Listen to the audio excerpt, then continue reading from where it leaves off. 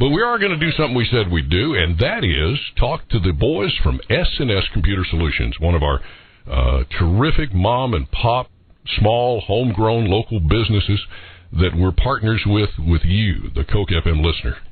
And it's Sean and Sean, so it's easy to remember. Sean Payne and Sean Stanley. That's a lot of S's. And there's even another S in the S&S's, and that's Stan Meeks. So, gentlemen, if you'll pull yourself up to the microphone there you go. Don't be shy. Great to have you.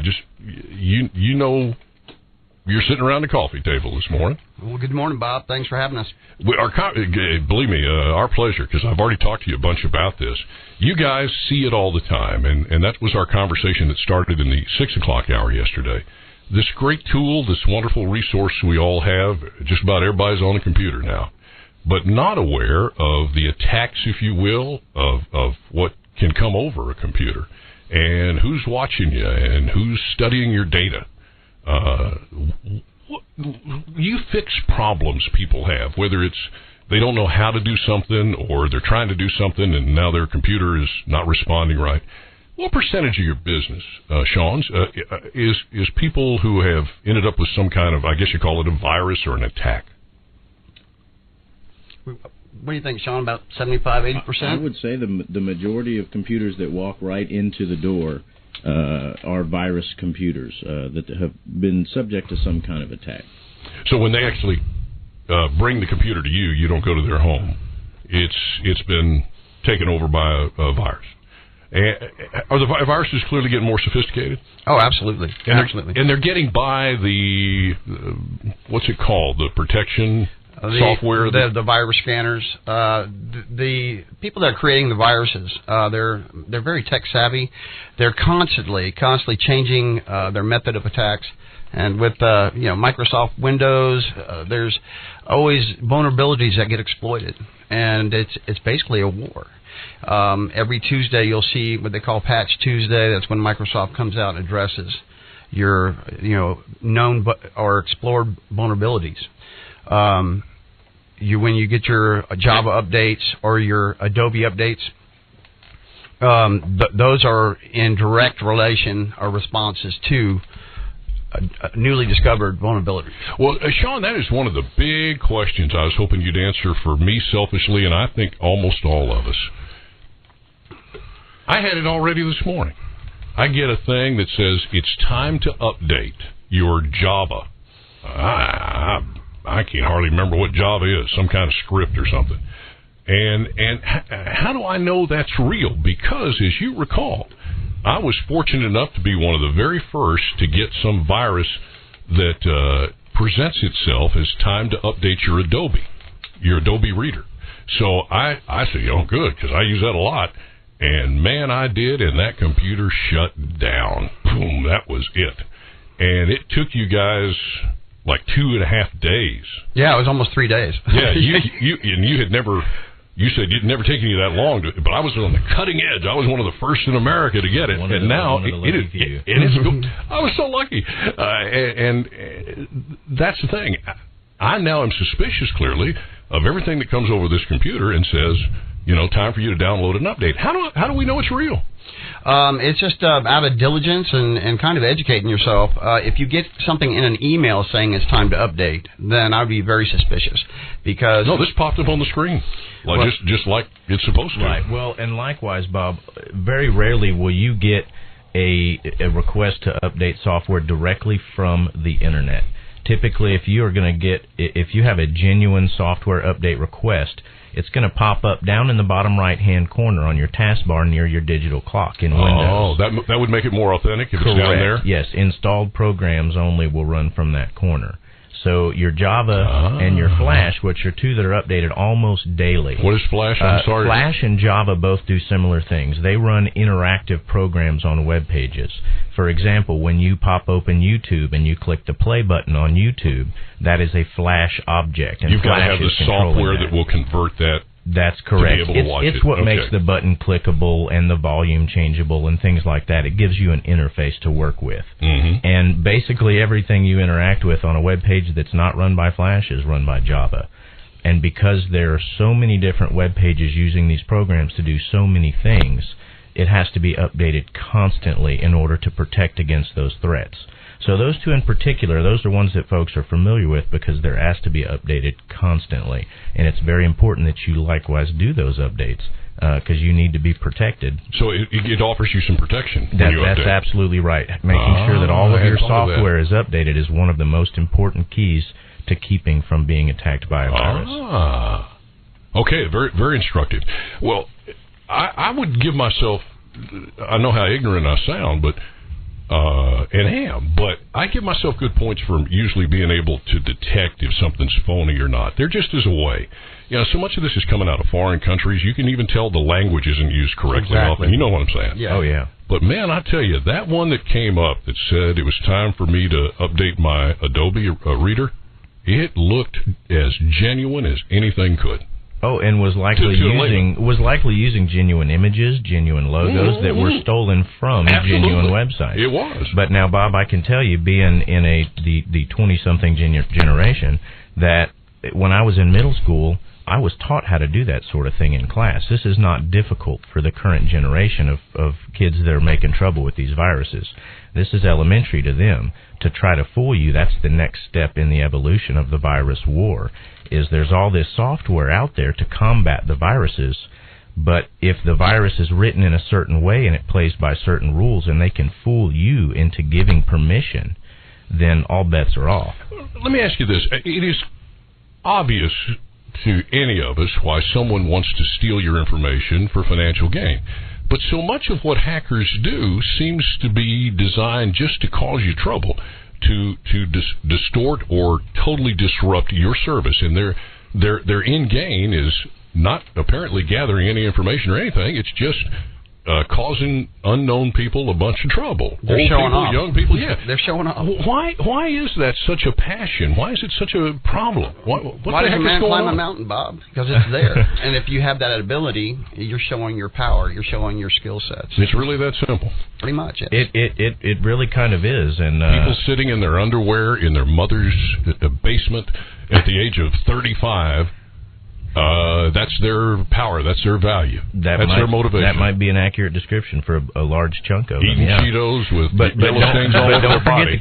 Don't forget the kids, because again, they're getting smarter, and it's a challenge. It's a puzzle to them. It's something that they can figure out and manipulate and have control over someone else. While you guys were standing outside in the cold, semi-cold this morning, not really all that cold, 42, but that feels good today. We were talking about the thing we've been hearing about where people can turn your camera that's in your monitor there or that is attached to your monitor on remotely, and you have no idea unless you happen to be looking at the little light or take your picture and sees it and that light goes right off or whatever. Now, we've been hearing about that. Is that a big enough thing that we should be concerned about? Do y'all ever see that? We do. There's something called either the FBI virus or the DOJ virus, and it basically comes up with a very official-looking page. That's what the Tea Party's been saying. Right. Yeah. And then and then it looks very official, and then the webcam comes on. It displays your picture, and it says that you've committed some sort of software violation, and your computer's been locked. And go to Walmart or some local retailer and get a MoneyGram and send them $300. And that's probably one of the worst viruses out there because they shame you into thinking that you did something wrong. I've had parents call me up say, my kid's been doing something illegal. We got this virus on there, and where they're just they didn't do anything wrong at all. It's just that they target certain geographic areas at certain times, and then they move on. And we've heard several times people have paid the money and it still does not remove the virus. And it's cheaper for us to remove it, but it's a very lengthy process and it's very cumbersome to get rid of that. The two Seans are with us this morning from our advertising partnership with S&S Computer Solutions. They fix them. They show you how to do things. Often they'll do it over the phone and never charge you. That's one reason we love these guys. You can trust them. And there is a lot of trust involved here with something like this. And you brought up the kid thing before. We'll go back to viruses here in this hour, and I pledge to you to take calls. It's got to be important that some of your questions get answered as well. I hope I do hit some of them. But let's talk about being a parent. Do you guys get asked to install software secretly on their kids' computers so that parents can monitor what's going on there? Because any cop will tell you this is serious stuff. And you may love your kid and believe they're all going to make the right decision, but you're reading all about it, man, there is clearly a power that comes over these kids, an addiction, and it takes them to worlds you would never want them exposed to, that you're not even aware of. Am I right? Well, you are right, Bob, but I mean, the parents don't come and ask us to do it secretly, and we ask they tell their kids they're doing it. Yeah, and we kind of warn them, then it kind of scares them into playing straight. But it's parental controls, and it also is a responsibility of the parent to take an active part in what their kids are getting into. Just don't put them in front of it and ignore them. They have to pay attention, because there's a lot of bad things and bad people out there that can lure kids away. So we strongly urge the parents to be active participants in the computer learning, the whole computer experience with their kids. So you're saying, because the approach I've always heard, the one I used, was don't tell them. You're saying just tell them, hey, I'm monitoring everything you do. Absolutely. Now, the kid is going to say that's not fair.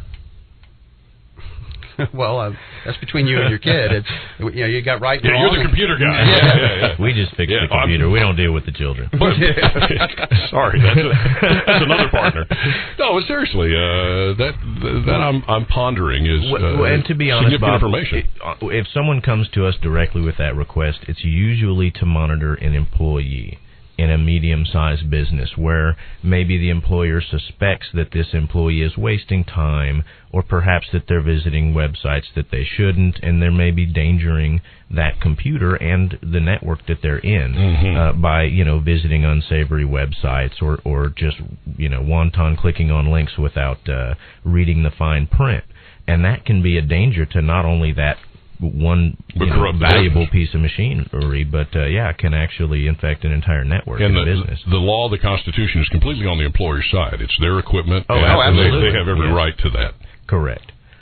Wow. And some of them are open with their employees about it, and but again, like you say, sometimes we're asked to secretly divert things, or more often there are ways that we can kind of install default parental guards. There are services that you can direct the computer to automatic filters and things with kind of a built-in safeguard for young children and employees at work. I see. Sean Stanley there. Sean Payne, I want to ask both of you, and I know this is straying from a technical question and not why you're here, but have you guys ever been out to fix somebody's computer or gotten to know them when they brought it to you or whatever, and you walked away going, boy, that computer is too much of that person's life. Not to judge, but seriously, would you be willing to share any observation that sometimes this thing can become very addictive, or do you think that's not true? I got several friends that's all they do is play games, and games are designed to be very addictive and trap that person. But on a positive note too, though, I've seen elderly people reach out and have an access to a world with Facebooks and learning, and a lot of the older generations, they spend time with genealogy sites and tracking their family history, which we need. So there's a lot of positive and negative things. But I've had friends that that's all they would do. They would go to work, maintain a good working relationship, but every waking hour, 17, 18 hours in front of a computer game, and totally immersed in that. And I got one friend who plays 3 games at a time. And it's very addictive, and it can be detrimental. Just like anything, in moderation, you're okay. Wow. All right. So what's the big virus right now that is likely to be attacking or attaching or whatever it does to everybody's computer that's listening?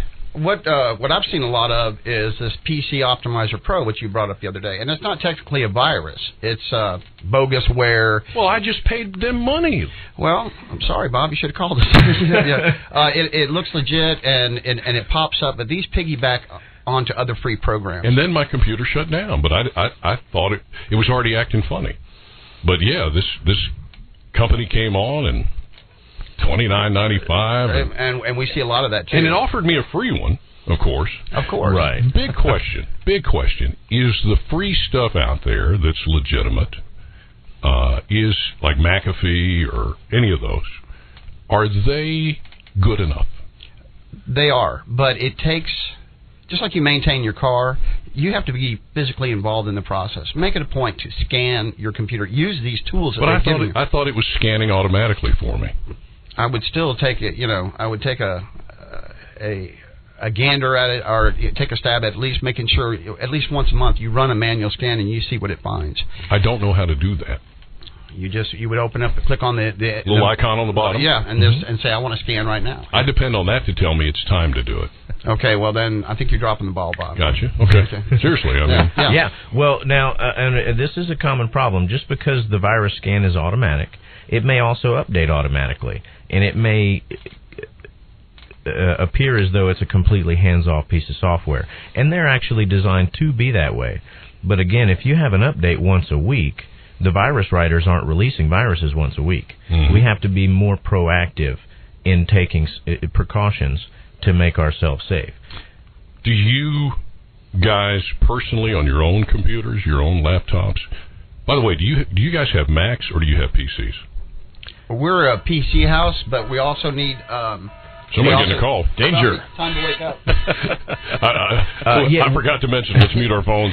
We have a mixture of both, Bob. PCs and Macs are very application specific. There are some things that Windows machines do vastly better than Mac machines, and there are some things Mac machines do vastly better than PCs. What do you prefer? You yourself. Now, again, that depends on the application. That's why you have right, both. I have both, correct, because in my home studio, I run a Mac because the boutique software that's out there for recording, Pro Tools, Audigy, things like that, are actually written for Mac and then adapted for PC. And because of that, it takes a lot stronger PC to run that software at the same level. So you can run what is on paper an inferior Mac and actually get better performance out of it. So that's why, like you say, in recording studios where you have multi-channel audio and high-end graphic design and animation, you almost exclusively see Macs. Well, let me ask you this then. If you're just the average guy or the average woman and you use the computer as a great resource and you're only going to have one kind, with all this experience you have, thousands of people and seeing their systems, would you tell them, hey, you ought to get a Mac or you ought to get a PC, just because you're going to have one? Me personally, I would say the PC because it's more cost effective to the end user. It's cheaper to buy a PC and its software than it is a Mac. And by far. Yeah, I mean, I couldn't afford a Mac. The Macs that we have in the shop, we use for training purposes and things like that. But at my home, I use PC. Well, and the support for PC is also almost infinite, and that's one of the major differences between a PC and a Mac computer is the way that a PC works. Its very deepest levels and innermost workings are exposed to the world. You can go and you can look up C++ and Java and A++ code and learn how to manipulate any part of a PC. A Mac, however, is extremely secretive in the way that it works. Mac they don't want you to know. But it's hard. Correct. Okay. Yeah, it's much more difficult to get that documentation and therefore more difficult to write viruses for. Have you guys had to clean up viruses on Macs? Once so ever. Far, once. That's it. That's a big testimony. Yeah, it really is. And we had to ask the customer repeatedly, are you sure you've got a virus? And you're sure it's a Mac, right? Jason the Sewer forced me into a Mac here in my studio. He just went out, spent $5,000 and bought it and said, you're going to love it. And I hated it. And it's a year and a half later. That's all I want now. Yep. It's very intuitive, and it's a very slick interface. If you can afford them, I mean, they're a beautiful machine, and they're a wonderful design from a hardware standpoint. And I think they're awesome, but I can't afford one. Yeah. Well, you need to go know Jason. Yeah. All right. Before we break, tell us, and I know you're not in the business of necessarily helping computer software companies. So I'm going to ask you to recommend the best virus protection program out there. And maybe the best way to ask you that is, what do you use? One of my top favorites. It's not a free antivirus, but it's called Kaspersky. It's very. It's Kaspersky. Kaspersky. Kaspersky. Yes. Like conspiracy. But, yes. Yeah. Very powerful software, very cost effective, but by far one of the top tools. I mean, I've been doing this stuff for 30 years. This stuff is rock solid. And how much is it? It's roughly, I think you can get a 1-year subscription for $24.99, and then if you buy multiple years, it's about $60 for 3 years, $69. And top notch. Sean Stanley, you absolutely, yeah. That's the one I've never even heard of it. And that's actually one of its advantages. Because again, the virus writers know the hackers aren't that writing McAfee is thrown out free with every toolbar in the world. AVG is thrown out free with every new computer. So they're writing to beat that one. Exactly. There you go. Exactly. The most commonly used. And Kaspersky has a lot of tools that it uses that other antivirus doesn't. It actually consults with other antivirus, and it's a collaborative effort. And they are just always on top of it. Updates are daily. And it's one that we use. Where are they from? Where Kaspersky. Are they? Kaspersky, sorry. I have no idea, to be honest with you, Bob. I believe it's the Netherlands. It's a foreign country, but and it escapes me. But it's the best. Yeah, okay. In my opinion, and on the free end, Malwarebytes. They have a free version. That's the name of a company, Malwarebytes. Yeah, that's the name of the program. Mm-hmm. Okay. MALWARE-BYTES. Okay, and they have a free download, and that stuff is very powerful too. And if you want to buy the pro version, again, it's very cost effective. And you can spend, $30 a year on one of these subscriptions, or you can bring it to me and spend about $75 to remove the virus. So, something to think about. Wow.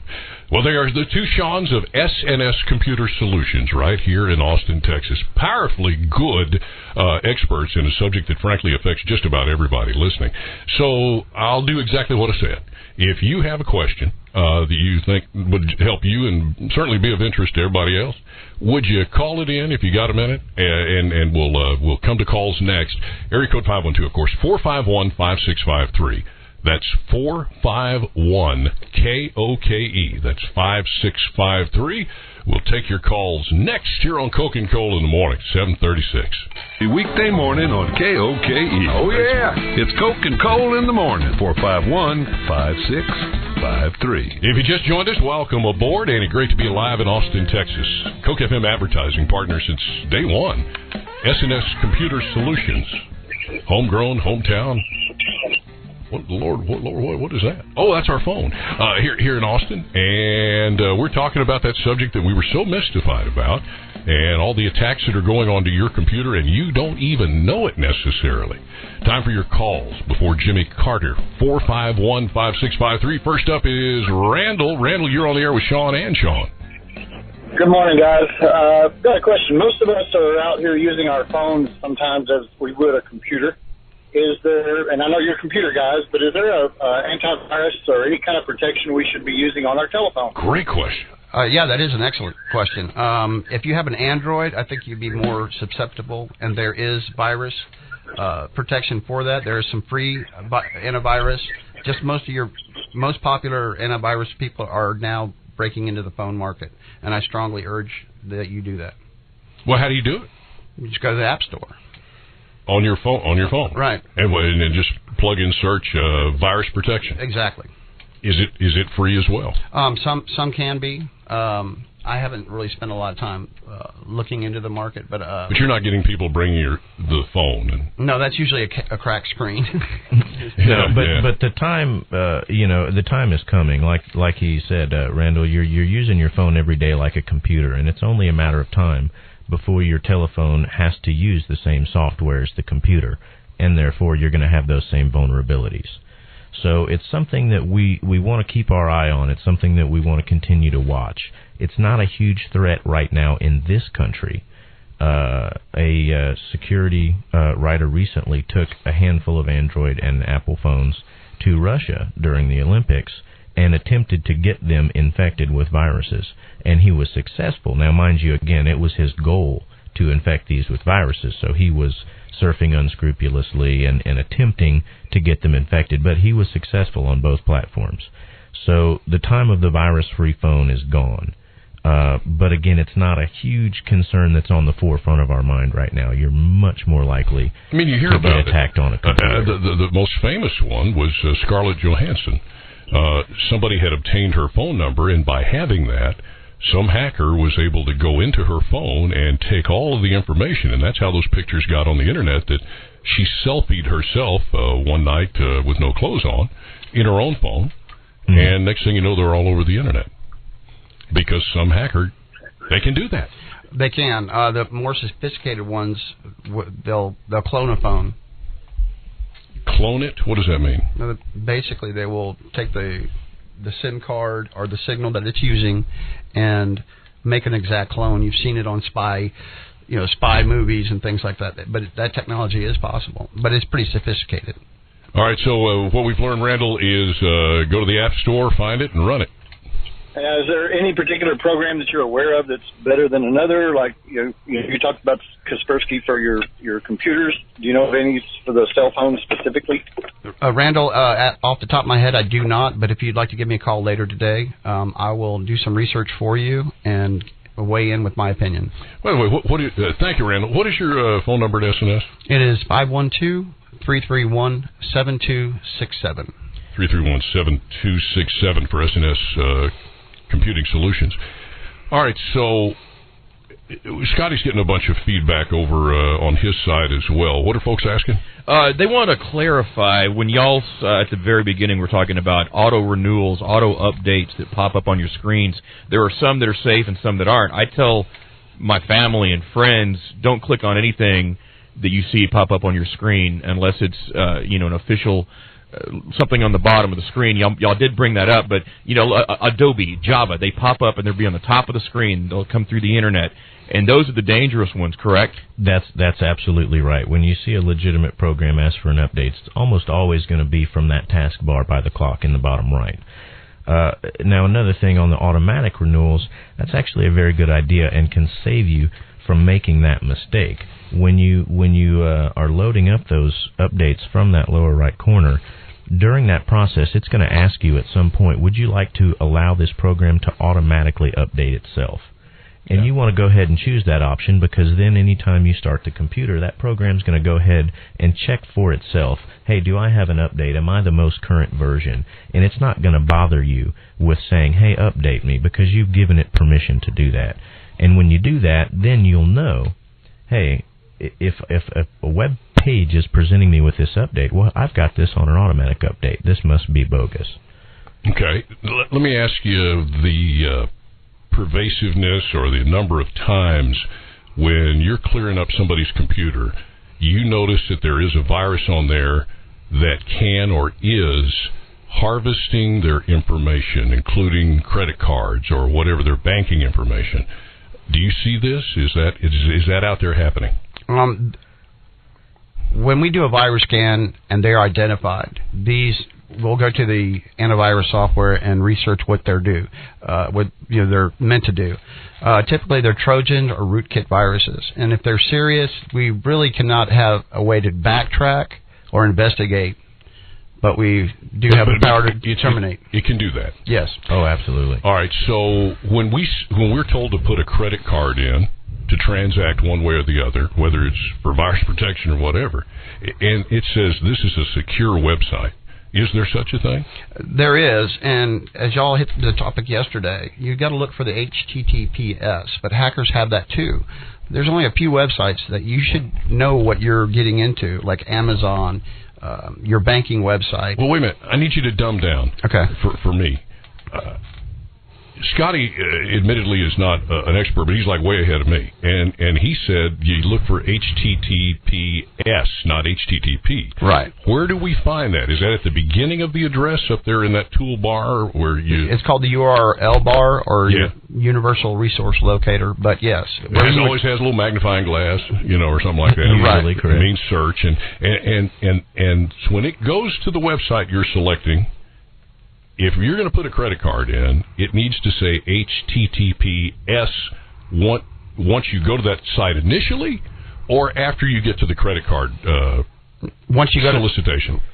Typically, they're going to have you log in and create an account, and once you start filling in login information, that prompt should elicit an S. That is correct. HTTP. Correct. Yeah, and that's highly instructional, man. Yeah, and that is like you said, Bob. That's at the very beginning of the web address. That's the first thing that comes before www. Right. It'll be HTTPS. And S means secure. Right. Colon / www.ebay.com, for example. We're getting very close to Jimmy Carter, so let's grab one more call. Hey, Josh, you still with us? Hi. Hey, you're with Sean and Sean. Good morning. Thank you, folks, for being there. Good morning, Josh. All right. So let me get to it then. I thought you were taking a slug of coffee, man. It's just fine. That's okay. The 2 or 3 issues here. The first being Windows imitators, like Parallels on Mac and Wine on Linux. You haven't even mentioned Linux yet. Sir, this isn't Josh. This is an English-speaking station. We'll try to follow. Keep going. Okay, so it's not just Macs and PCs. It's also Linux as an operating system. That is correct. And so there are programs out there, like I said, Mac has Parallels. Is that like the language the computer speaks, like Unix? He's talking about Windows emulators, I believe. Right. Well, he's talking about what's called a dual boot, where you can run, for example, Windows on a Macintosh computer. Right. So there's software to run a virtual machine of one type within another. Right, and the same goes for using something called Wine on a Linux computer that will also emulate, as you say, Windows.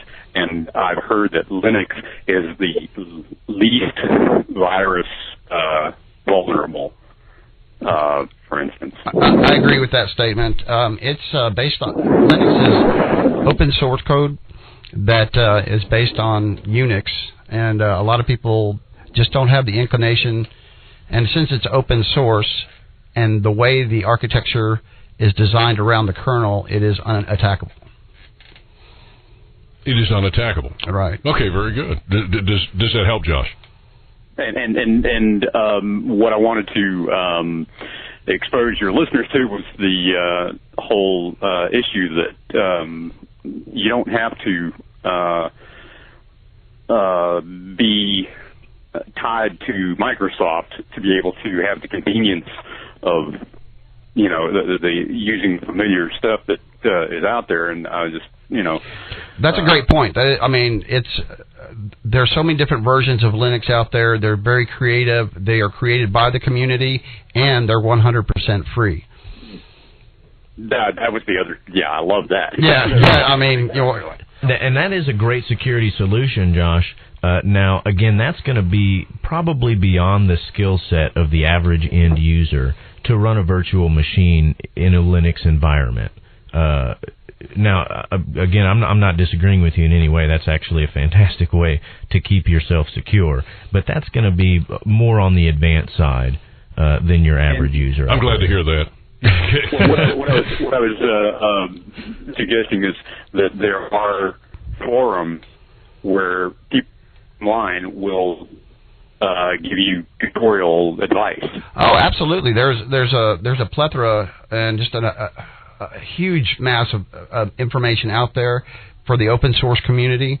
And I dabble with Linux.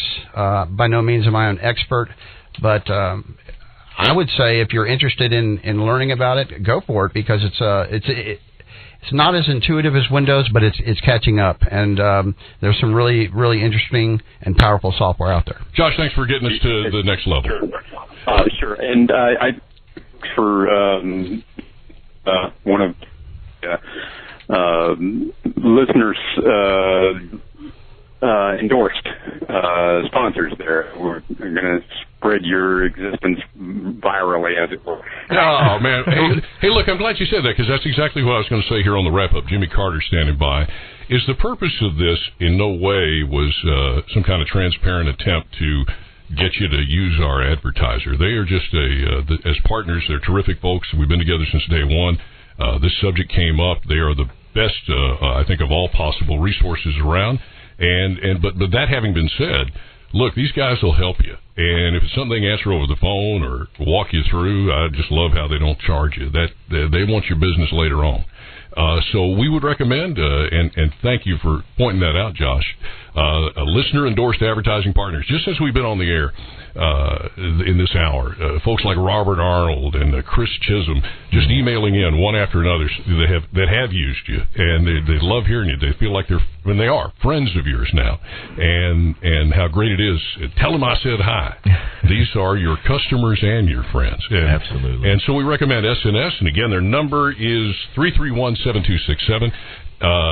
I'm not fond of your website because it's complicated. What is it? It's www.s-scomputing.com. You got to remember that, S-S Computing. Or just, you can Google it and find it one way or the other there. And, of course, they're listed on the partner page at KOKEFM.com. Gentlemen, fascinating information. Thank you. I have a hunch we should do it more often. So as you run across all these things that folks ought to know, we can do it by phone or whatever. Let's get together more often and do it here. It'd be great, man. Great. And I just want to also let everybody know, if anybody has any more questions or you wanted to know more about something that we talked about, feel free to shoot us an email over to support@s-scomputing.com, and we'll get back an answer to you. Super.